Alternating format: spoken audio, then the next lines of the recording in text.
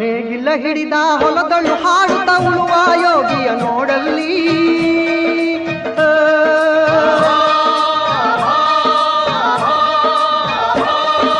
ನೇಗಿಲ ಹಿಡಿದ ಹೊಲದಳು ಹಾಡುತ್ತ ಉಳುವ ಯೋಗಿಯ ನೋಡಲ್ಲಿ,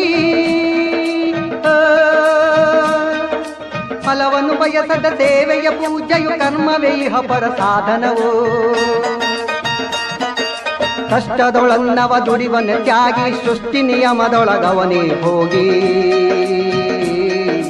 ಉಳುವ ಯೋಗಿಯ ನೋಡಲ್ಲಿ, ಉಳುವ ಯೋಗಿಯ ನೋಡಲ್ಲಿ.